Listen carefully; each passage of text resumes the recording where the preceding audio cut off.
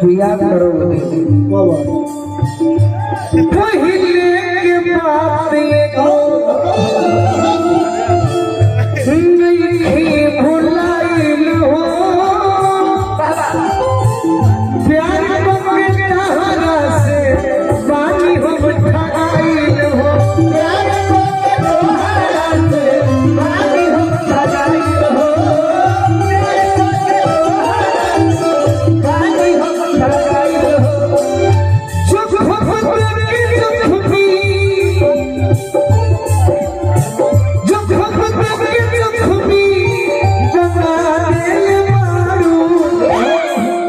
तो जीवन में कहो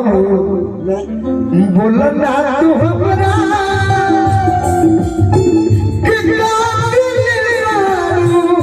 जब तेरे बारू बोलो ना तू हमरा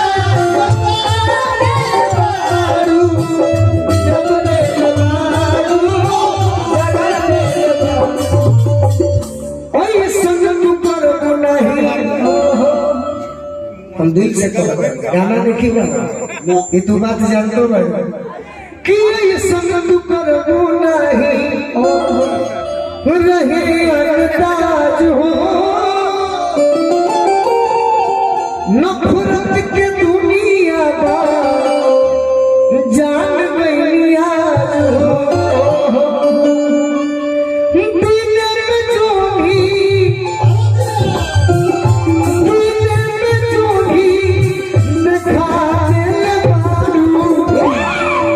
बोलो ना तू हमारा के आज लेता वही बोल दो प्यार कल परसों के कोयल न लगे भुला गई ऐसे कैसे भागे प्यार कल परसों के कोयल न लगे भुला गई ऐसे सुना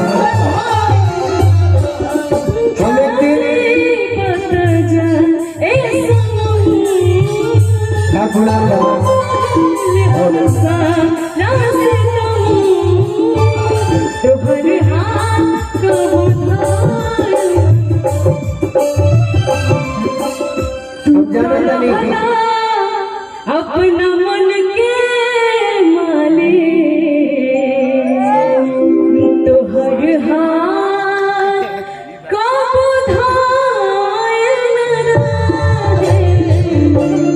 भाई के तरफ से कहे हेलो अपना तरफ से भाई कहर का हेलो हेलो हाँ कि जब बत्तियों करे के समय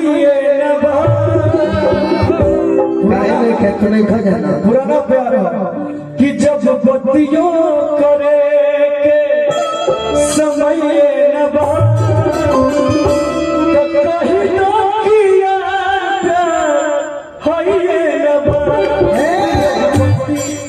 जब बत्तियों करे के समय न बा तब कही न कि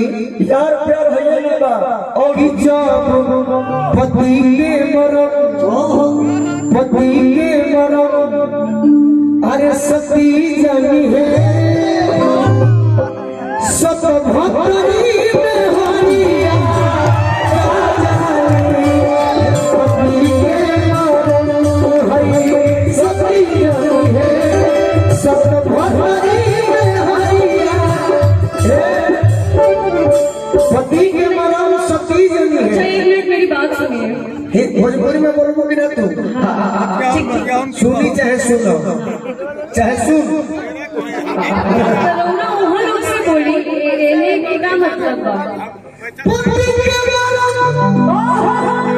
सती जनी है सब भक्तरी में हरिया अरे राजानी मरदा के मरद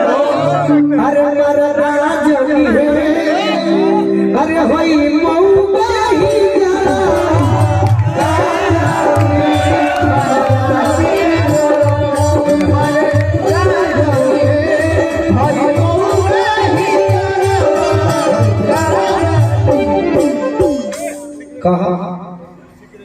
तेरे से दुख लगत जन कर कहे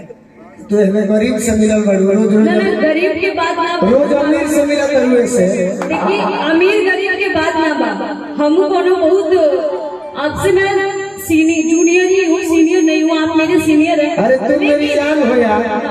जूनियर सीनियर क्या होता है लेकिन एक होता है आप बुरा नहीं मानिएगा शब्द का उच्चारण मुझे आप ऐसे बोल रहे हैं तो अच्छा नहीं लग रहा है बाकी तो हम आपसे अब हम कहने न बहुत तरीके पति के मरम सती जनी है 77 में हरिया का जानी उच्चारण तारा पूछे के बाद हमारा से पूछ ना ना ठीक बा लेकिन सब ना समझेला आप समझता नहीं हम समझता नहीं लेकिन आई लोग नहीं समझा सब ये नहीं समझा भाई तारा जो सच समझा हम तारे प्यार में डूब जाए ये नहीं तू ही कह जो तारा अच्छा लगा अब तू चाहो कि खाली हम पवन सिंह के फेरा में नहीं तो हमारा है ई जान लो बोला हमरो बोले लगी पवन सिंह के क्या बात करते हो तो तू उनका फाइन होने से मैं उनका फेरा में रहने से मैं आपसे बोली आपसे मैं बोल क्यों आपकी बात करते हैं हमारा तो तू हमारी बात के दुख मत मान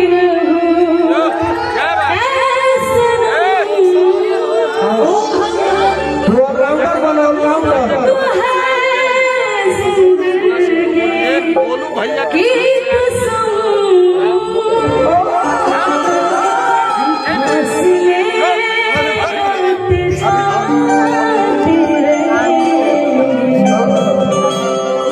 लेकिन प्यार नहीं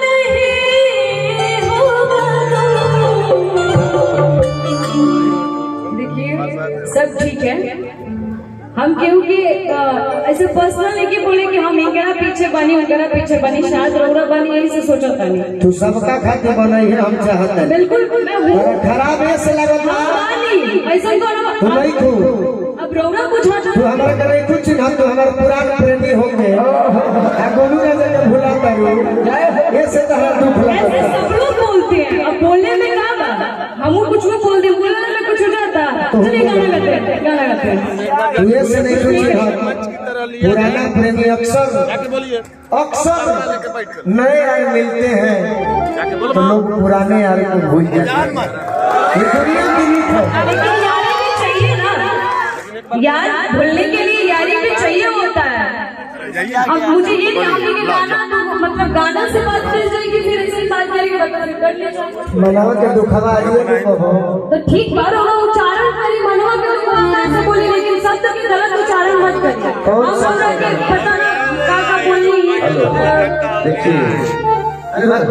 रुको मतलब जज वकील बनबो जज नहीं का पता नहीं ये मंच है पब्लिक के मनोरंजन के लिए क्यों आप घबरा रहे हैं घबरा अच्छा रहे एक मिनट ये बोलने आए हैं ना कि मंच है अगर आपको मौका वगैरह बोलने लग जाएगा तो आपको कैसा लगेगा भोजपुरी की मधुर भाषा होला अच्छा तुअर्ती गाना ना गाड़ी में अंदर बाटे तुअर्ती कैसे जो हम लोग के गाड़ी दे दिया कहीं कहीं में निमन भी बाटे गाड़ी तो गाड़ी तो किसी से पूछकर देखो कि हमने गाड़ी दिया है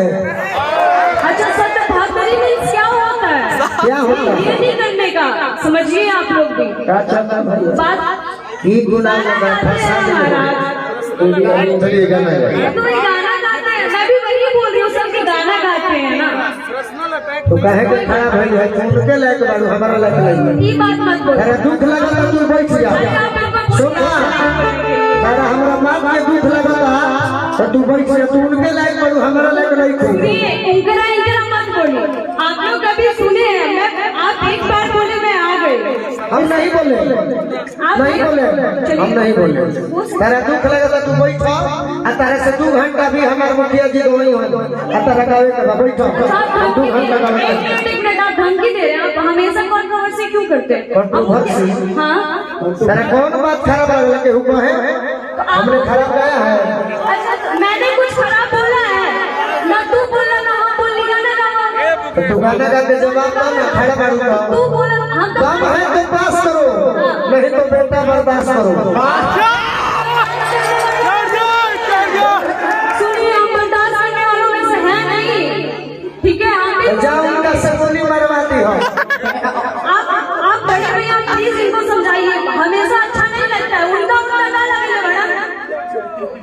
देखो तारा आनंद नहीं है सुना हमारा जोड़ी अनुपमा गौले बाड़ी निशा उपाध्याय गौले बाड़ी दुनिया गौती का आदत नहीं इस जीवन में नहीं केहू के संगे बोले एल्बम में बोले बड़ी हम मंच कोई अखाड़ा बा ऐसे इनका खराब लगता मैं आपकी बात से अग्री कर रही हूँ। हम माना चली राहुल बात हम पहली बार ऐसे मतलब मंच शेयर कर रहे हैं, लेकिन हम आपके जूनियर वाली करोड़ा हमरा के सिखाई ना। फिर जूनियर को हद रोना सीनियर वाली हमरा कैसे सीनियर बना पागल रोना हमरा के सिखाई नहीं ना काम कि तुम करे साथे गालो करे साथे ठीक बाड़ो ये गलत बात है। सुनिए हेलो गाना गाइए लीजिए का है ठहरा हम तो बोला तरह एक गाना प्ले करिए मारा आप लोग हंस रहे हैं तुम्हें बाबू एक आदमी सुनो कितना लगा दोस्त मेरी आपको आइडिया नहीं है बिल्कुल मुझे दुनिया आइडिया में जो यहाँ लोग रुके हुए हैं इतना जान लीजिए कुणाल भैया इतना मैं जानता हूँ कि 2000 हम अगर किसी भाई पर खर्च करेंगे